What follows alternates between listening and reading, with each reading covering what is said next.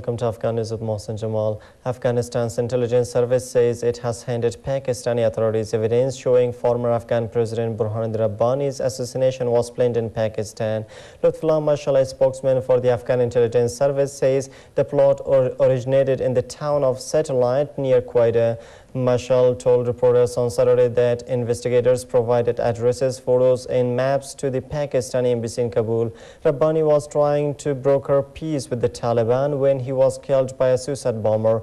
The Taliban have not claimed responsibility for Rabbani's death. Meanwhile, NATO-led International Security Assistance Force said on Saturday that they had captured the senior commander for the Haqqani network in Afghanistan, Haji Malik Khan Siraj and Badruddin Haqqani's uncle, during an operation in eastern Paktia province earlier in the week.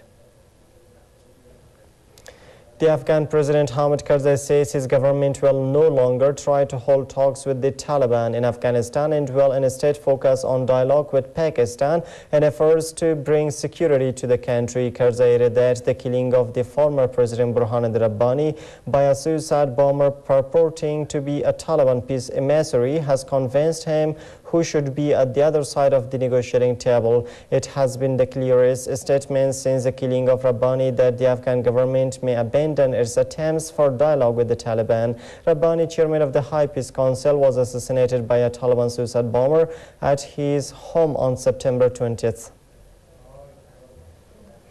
The United States still intends to withdraw some 33,000 troops from Afghanistan by next year, U.S. President Barack Obama told U.S. Congress. Obama also claimed that his administration has reversed the Taliban momentum. In a letter to the Congress, which accompanied his report on Afghanistan and Pakistan, Obama said that they have seen great progress in their fight against Al-Qaeda and continue to see progress in training the Afghan National Security Forces.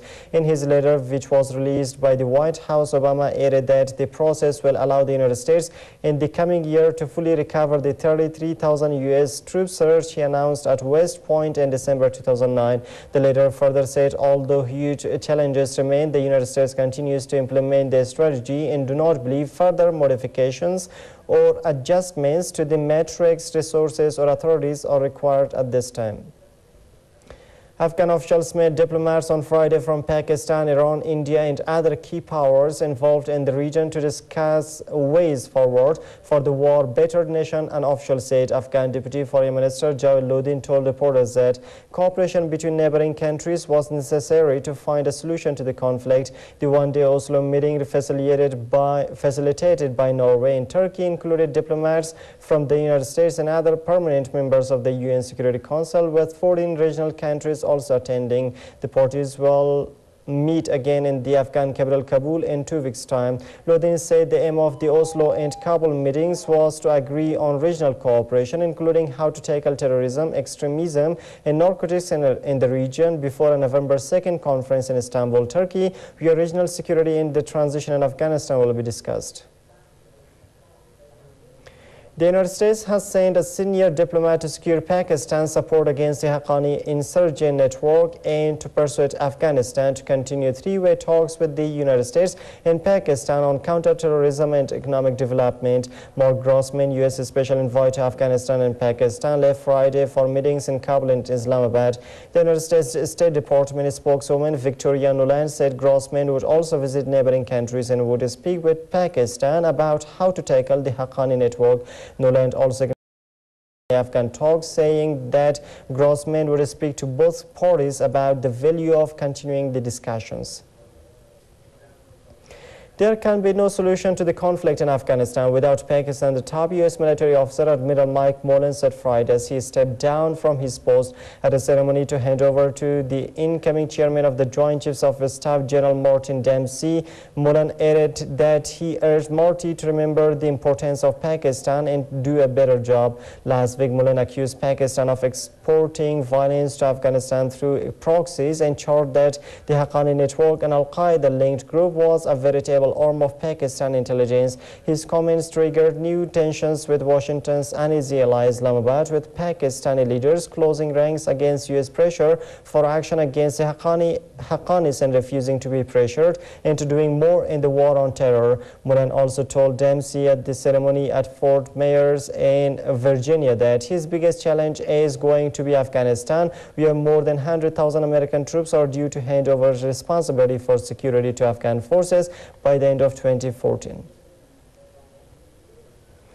A huge blast rocked a mosque in the Iraqi town of Hela on Saturday, killing at least 18 people and wounding a further 63, police officials said.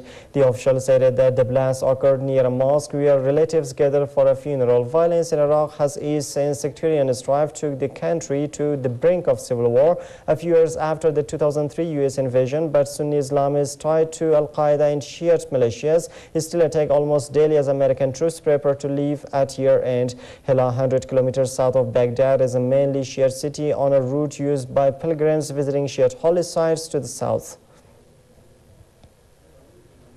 United States President Barack Obama has called the killing of Yemeni American cleric Anwar al-Awlaki a major blow to Al-Qaeda's most active operational affiliate, but offered no apologies for the unprecedented manner in which he was killed. In Washington, Obama told reporters that they will be determined, deliberate, relentless, and resolute in their commitment to destroy terrorist networks that aim to kill Americans. The United States Department of Justice insisted they had every right to go after a person they say engaged in treasonous behavior and will not offer any apologies for going after Al-Qaeda in any part of the world. The White House refused to confirm reports that CIA drone aircraft and other military assets had mounted the raid.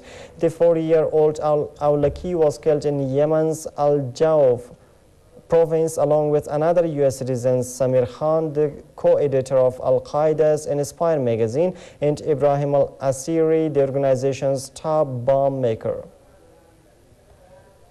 Libya's interim government forces have launched an assault on the coastal city of Sirte in an effort to dislodge fighters loyal to the country's deposed leader. The prolonged battle for Muammar Gaddafi's hometown, besieged from three fronts, has raised mounting concern for civilians trapped inside the city of about 100,000 people, with each side accusing the other of endangering them.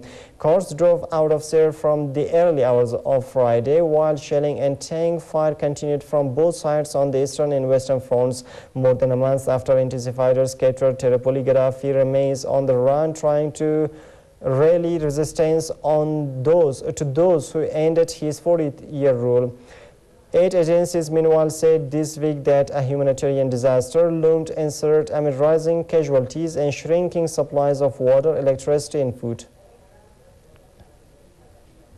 And that Syrian security forces have clashed with protesters, killing at least 30 people as thousands have rallied across the country, calling for President Bashar al-Assad to step down. Activists say there are reports that the security forces opened fire on protesters at several of the demonstrations on Friday, and that there were also clashes between troops who have joined the protesters and those loyal to Assad. Protests were reported in suburbs of Damascus, the capital, as well as in the southern province of Daraa, the northwestern province of Idlib, and Hama, Homs, in several other cities. Many of the protesters were seen expressing solidarity with residents of the town of Al-Rastan, where fighting has been raging for 3 days between pro and anti-government troops. And that's all for now. Thanks for staying with us.